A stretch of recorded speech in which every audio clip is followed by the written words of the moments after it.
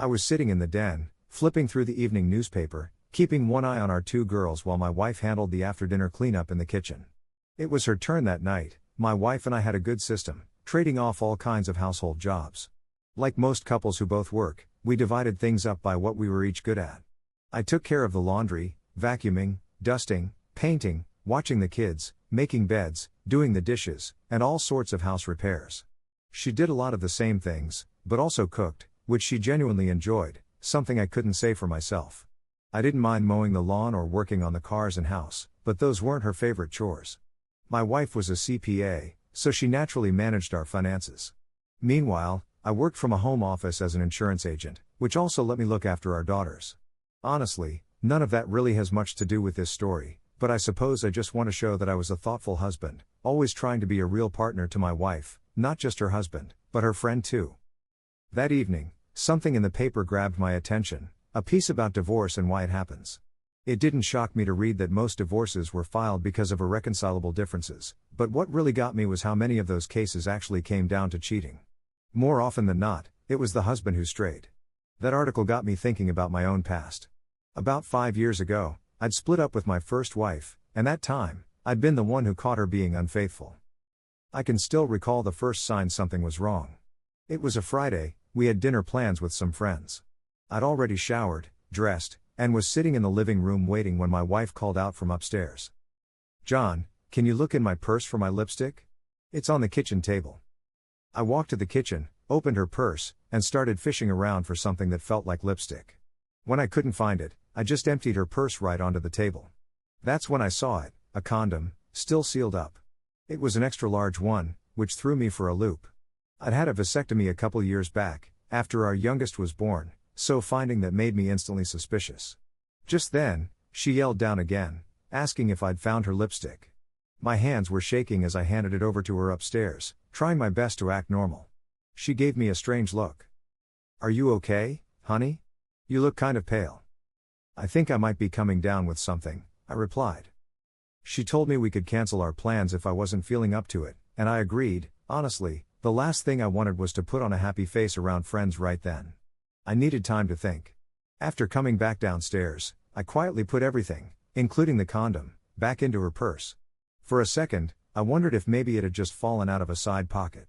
Jane was always so organized, she'd never just drop something like that into the bottom of her purse. I hoped I was right, because if she was up to something and knew I was onto her, she might just get better at hiding it. I put the condom in the side pocket, zipped up her purse, and left it on the table before heading out to my office in the garage annex. We'd built that annex when we built the house, so I could work from home. I ran my insurance business there, but it was also where I spent time as the main caregiver for our daughters, Beth, who was 5, and Anne, who was 2. Sitting at my desk, I just stared at the wall, trying to make sense of what I'd found. Was this really all starting over a single condom? Was I overreacting, or was this a warning sign I shouldn't ignore?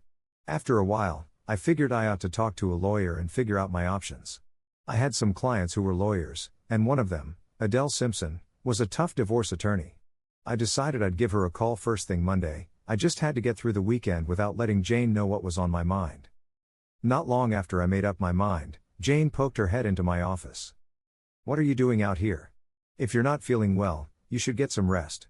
"Oh," and I called to cancel both the babysitter and dinner with the Johnsons. I couldn't help but notice how caring she seemed, almost like she was going out of her way to be the loving wife, even though I couldn't shake the suspicion something was going on. I decided if she could play her part, so could I. "Thanks, sweetheart. I just needed to check something real quick. I'll be in soon," I told her. She left, and after a few more minutes alone, I headed back inside. That weekend felt like it lasted forever. I kept up the act, pretending I was sick so I'd have a good excuse to keep my distance. The idea of being intimate was the last thing on my mind. Plus, Monday rolled around, and I called Adele to set up a meeting for the afternoon. After the girls had lunch, I dropped them at my parents' place and headed to Adele's office.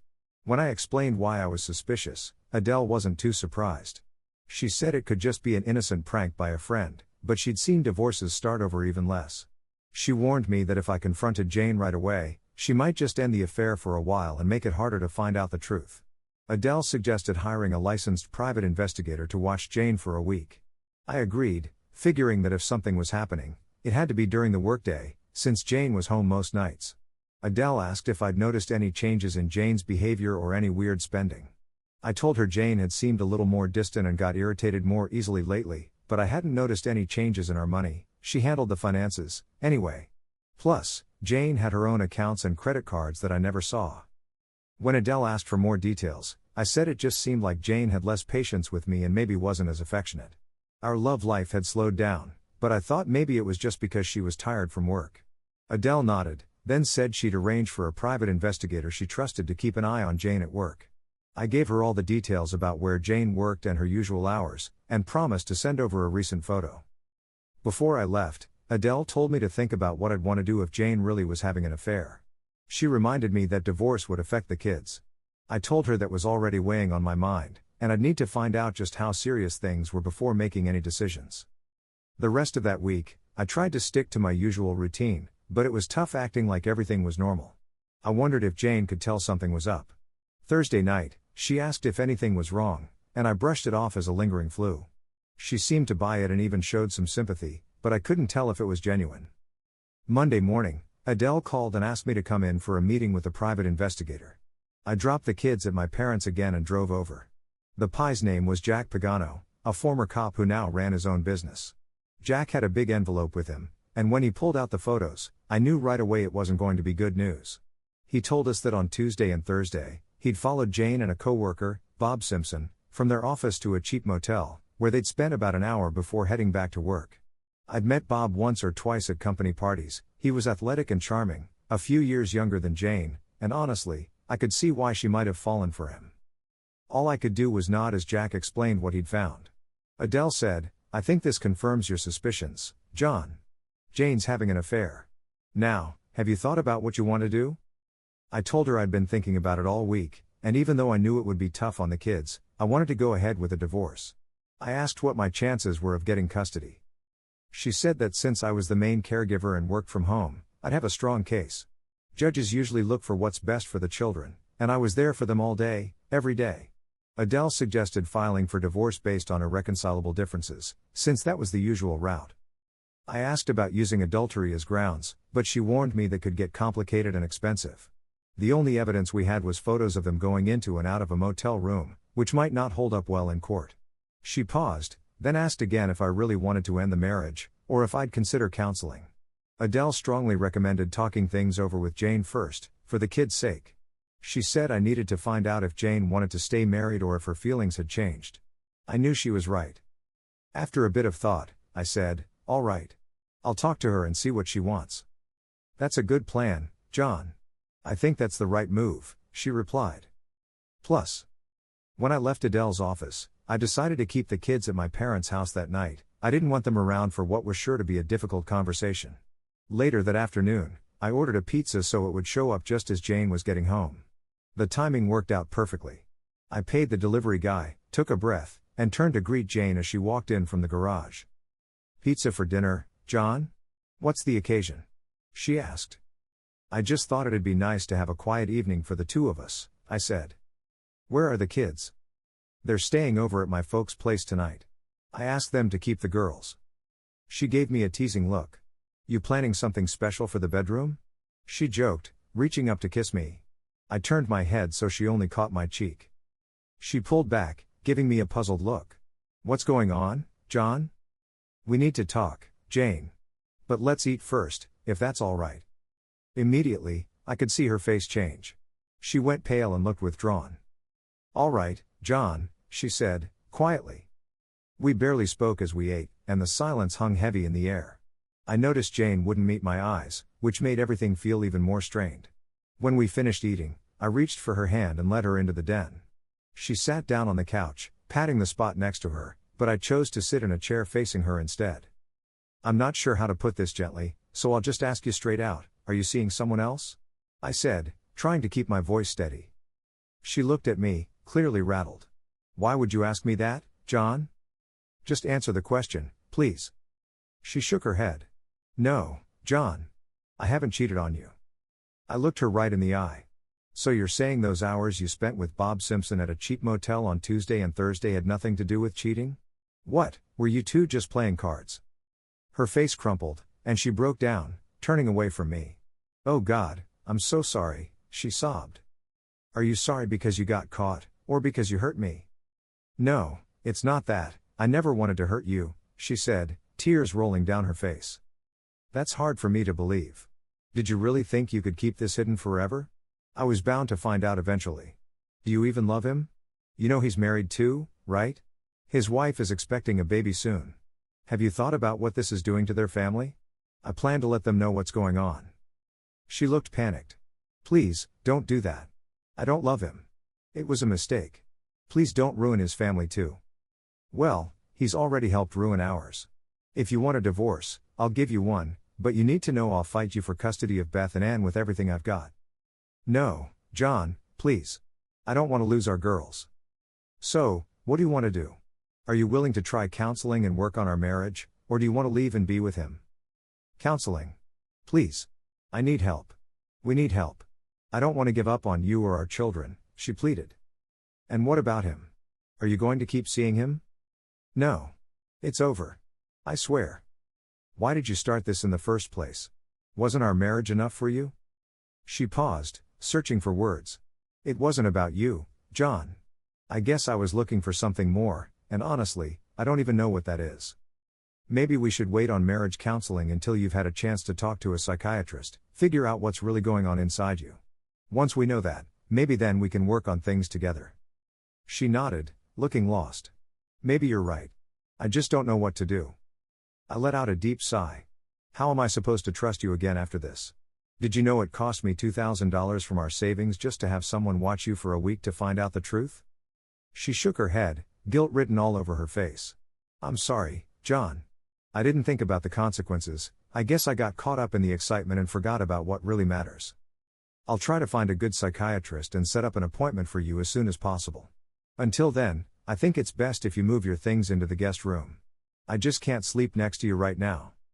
She accepted that with a heavy heart. "All right, John. I know I deserve that. I wish I could make you believe I love you, but I'll do what you ask," she said softly before heading upstairs. After she left, I looked up Bob Simpson's phone number and called his house. He answered. "Hi, can I speak with Mrs. Simpson, please?" I asked. He paused. "Who's calling?" "This is John Martin," I replied. He hung up without another word. I called back and left a message on their answering machine. "This is John Martin. I have an urgent message for Jessica Simpson about her husband. Please call me at 555-1234. I waited 5 minutes and called again, leaving the same message. I kept it for about an hour, leaving message after message, then took a short break and tried again. Finally, Bob picked up, his voice thick with anger. "If you don't stop this harassment, I'm calling the police," he threatened. "I'm going to speak to your wife, one way or another. You might want to tell her yourself before I do, because if I have to take legal action against you, it won't stay a secret." He practically begged me. "Please, don't do this. My wife's expecting any day now.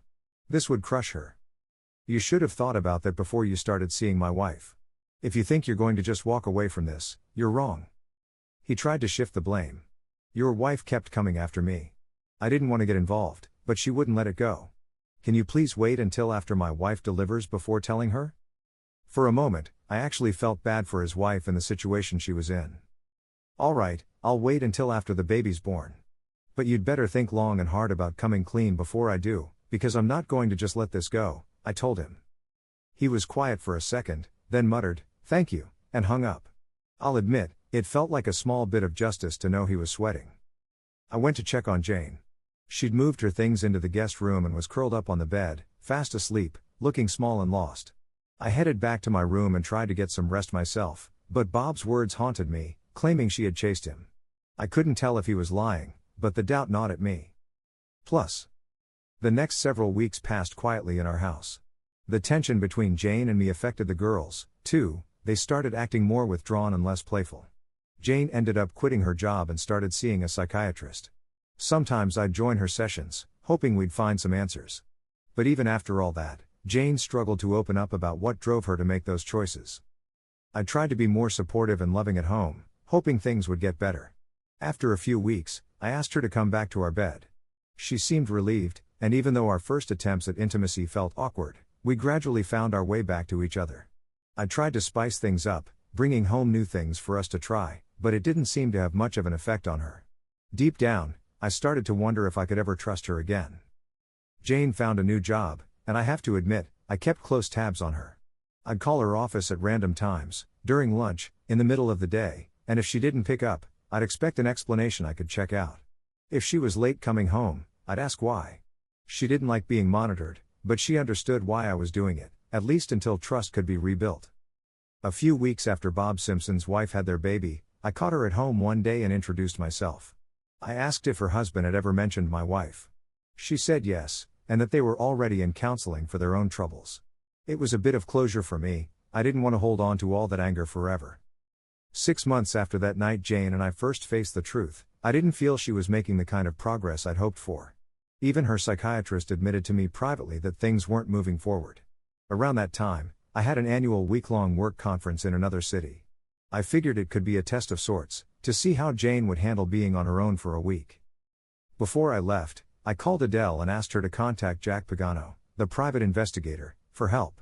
I wanted him to set up surveillance at the house, audio and video, so I could know for sure what was happening while I was away. I also asked him to keep an eye on Jane outside the house, just in case. It was expensive, but I needed to start trusting again, one way or another. Jack came by while Jane was at work and showed me how everything worked, where the cameras were, how to turn the system on before I left for my trip. On Sunday evening, I activated the surveillance and hit the road for my conference, making sure to call home when I got to the hotel. Jane was putting the girls to bed, and I got to talk to them both. Everything seemed normal, at least on the surface. Throughout the week, I kept up my calls, both to her office during the day and at home in the evenings. I also checked in with my folks, just in case she brought the girls over to them in the evenings, so I'd know. I figured if she hired a babysitter, I'd know about that too. The truth was, if anything was going to happen, home was the likeliest place. During the week I was away, every time I called home, Jane answered.